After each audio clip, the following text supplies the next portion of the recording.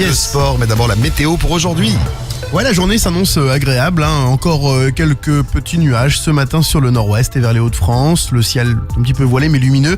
Partout ailleurs, le soleil s'impose. La grisaille va résister tout de même dans l'après-midi près des côtes de la Manche et sur le Nord-Pas-de-Calais. Pareil sur les reliefs alpins et des Pyrénées. Quelques orages d'ailleurs ne sont pas à exclure. Le long de la chaîne pyrénéenne, les températures ce matin 12 à Lille, 14 à Paris et à Lyon, 20 déjà à Marseille. Dans l'après-midi, 21 près des frontières du Nord, 22 sur les Ardennes, 24 en Normandie et sur le Pays Basque.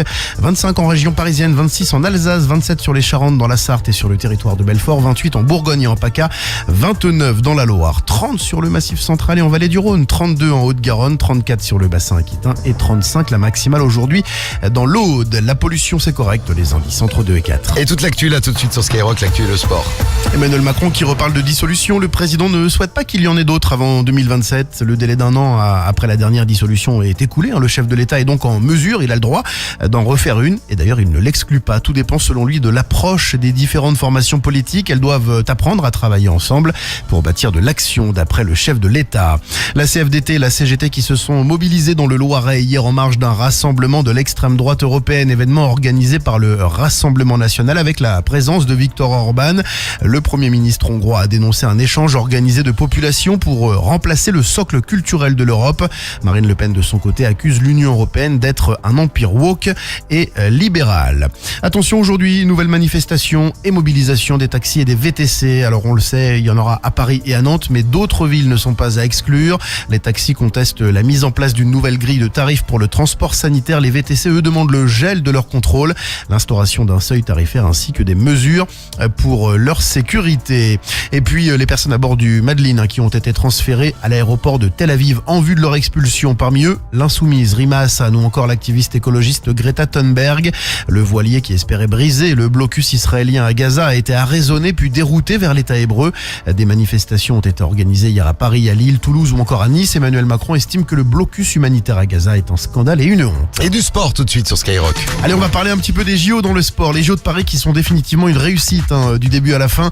Le comité d'organisation va clore les comptes le 17 juin et ce sera lors d'un conseil d'administration, le dernier. Et Tony Estanguet va annoncer des chiffres largement revus à la hausse, plutôt inattendu d'ailleurs. Les bénéfices réalisés seront de 76 millions d'euros au minimum. C'est 3 fois plus que ce qui était prévu. De l'argent, bien sûr, qui va être redistribué. Une petite partie va servir à la ville de Paris pour racheter la vasque qui sera installée au jardin des Tuileries.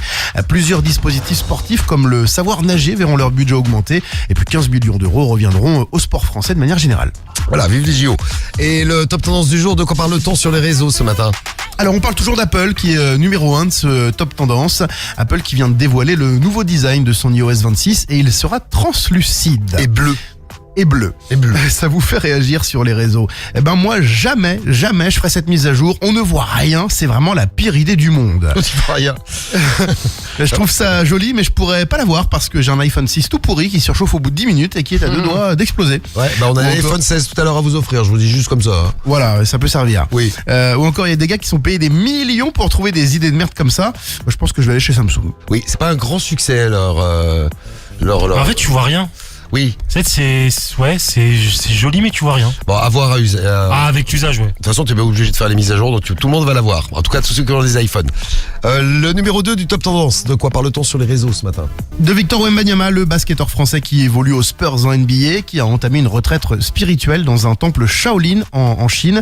Un maître du temple, d'ailleurs, lui a même rasé le crâne. Ouais, on plus de cheveux. On dirait une parodie du film Shaolin Basket. C'est vrai. C'est un peu triste de voir ce grand champion rentrer si tôt dans une secte. J'espère qu'il s'en sortira, ou encore moi aussi je fais des retraites spirituelles tous les soirs avec mon joint. Ouais, chacun les siennes. Et numéro 3 du top tendance.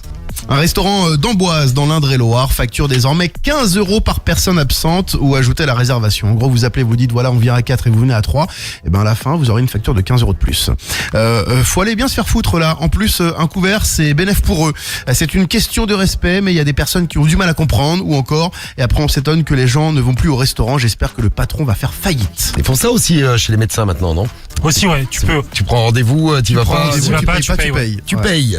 Bon, merci pour ce top tendance, Rémi. Les infos reviennent tout à l'heure dans une demi-heure. Ouais. On parlera également des moments malaisants que vous avez vécus.